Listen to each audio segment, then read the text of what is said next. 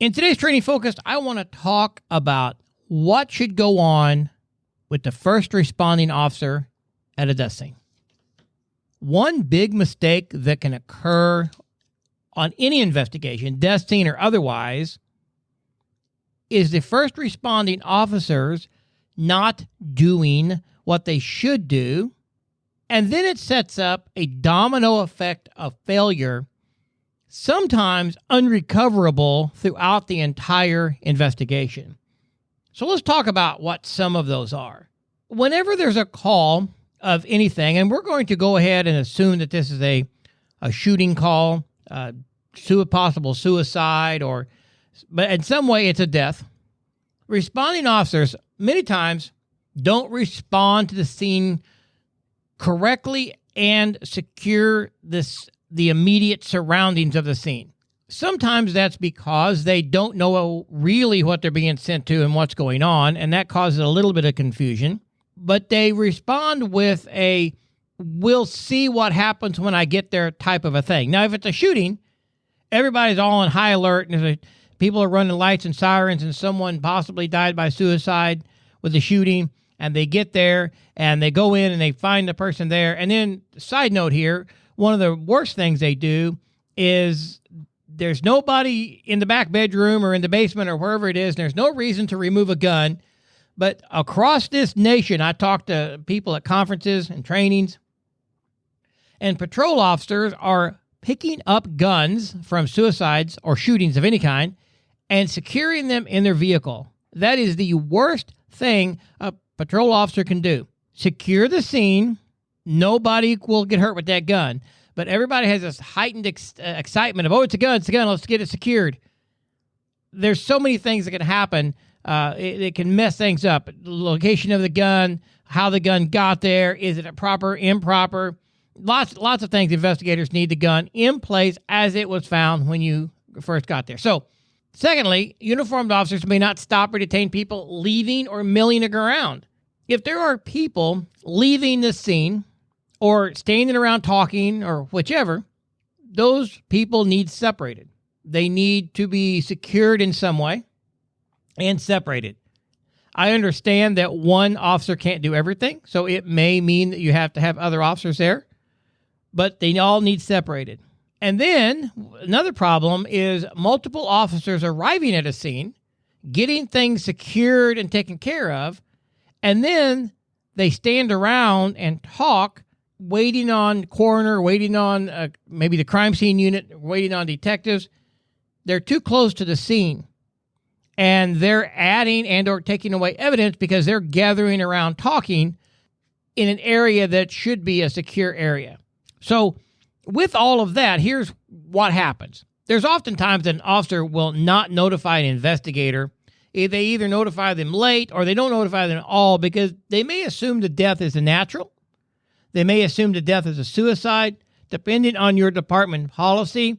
If the patrol officer says it looks and feels like a suicide, they may or may not call and talk to a detective on the phone, but they may not, and or the detective may not come out. And the problem with that is we're allowing the first responding officer on the scene to make those determinations.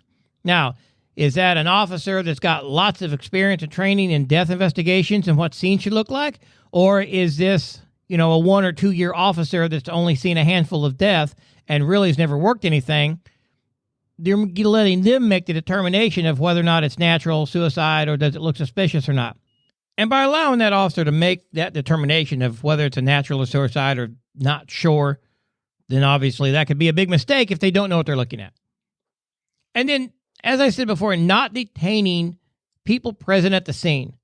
If this is going to end up being a criminal case and a criminal investigation, we want our witnesses separated, right? And so if we allow everybody to be together, then that can cause a big problem when it comes to getting information from them. Now, I do understand there are different parameters here, and this is where we need not only an officer with common sense, but an officer with training and experience as well.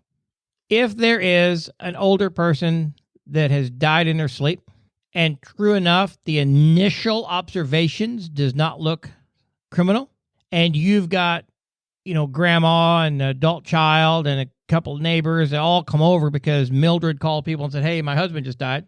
And they're all at the kitchen table or they're sitting in the living room. I understand that's a difficult situation then to get them out of the house and to separate all of them.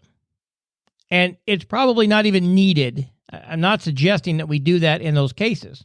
But that's going to take a little bit of knowing what you're looking at and looking at what the scene needs to be, what security needs to be done with that scene. But again, I'm not suggesting we put everybody outside and separate everybody when Grandpa doesn't wake up in the morning, but there is a level and there is a time when that might need to be done. Obtaining initial statements. It's great to obtain initial statements if possible. And I know there's a lot going on, but if after everybody is separated, if you can know how to take a written statement correctly, the best thing to do is to have a bunch of white legal pad notebooks, not yellow, white. Hand everybody a notebook. They're separated. Hand them a notepad and an ink pen and say, tell me what happened. And just let them write whatever they want to write. That statement can be looked at later, can be discussed, ask questions. But by doing that, it allows for somebody who knows how to analyze a written statement to analyze these for deception. And you may find a suspect in there. You may find some deception in their witness statements. But you can't have them write the statement and that be any good for use after you interview them. You just give them the statement, let them write the statement, then look at them later.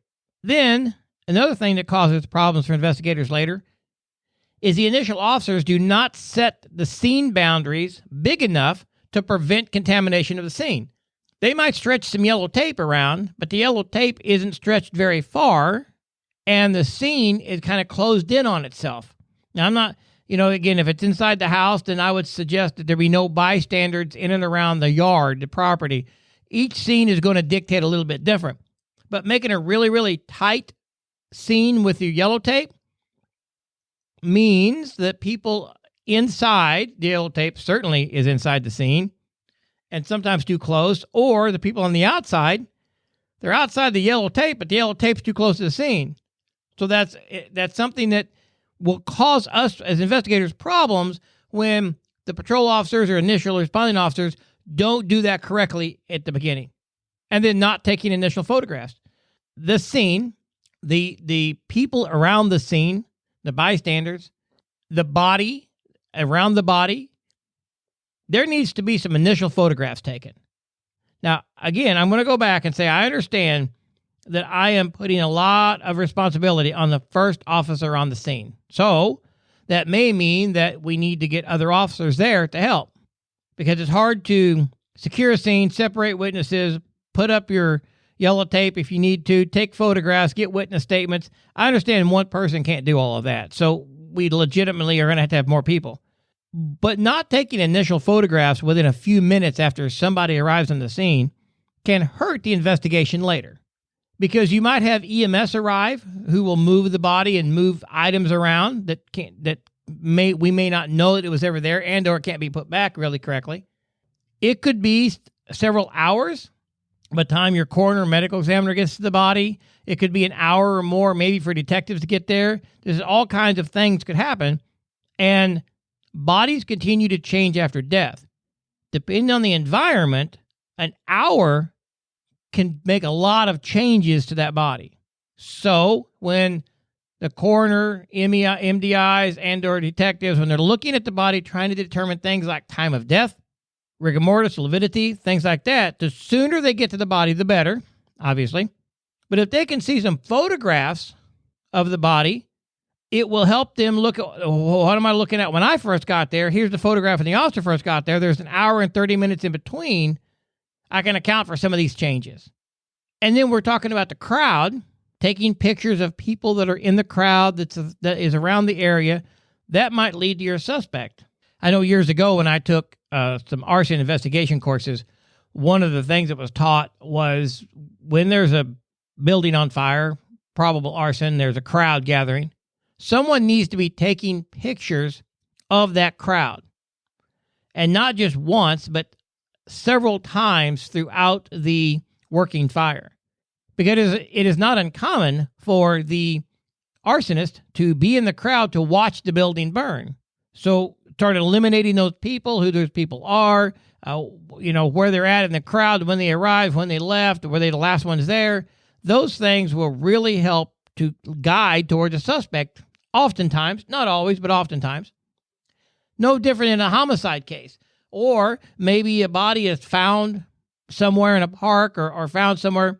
There's a crowd gathering, so it would not be unusual for the suspect to come and watch what's going on because he's just part of the crowd or she's just part of the crowd.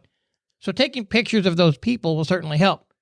And then if one of those people ends up leaving, maybe there's a possibility to know who that person was. They might be a witness. They might not be a suspect, but they might be a witness because they've seen something, but they left the area before they were talked to. But by having some photographs, we might be able to do facial recognition, check social media, ask other witnesses, and find out who that person was. So there is a lot of things that needs done for the first responding officer. But improper arrival to a scene and improper security of the scene from the beginning will, as I said, start a domino effect that can literally destroy a scene destroy an investigation before it gets started. So if you're a patrol officer, you're in the patrol division, learn the best way to secure a scene. If you're a detective or command staff, put an effort on training your staff on how to secure scenes, how to talk to people, how to get statements, proper use of the yellow tape, to cordon off the area. And secure these scenes from the very beginning, so when your coroners and your detectives and your CSIs, maybe one and the same, all gets to a scene, they have a secured scene that they can work from to then determine cause and manner and then make an arrest and prosecution if, in fact, there's a crime been committed.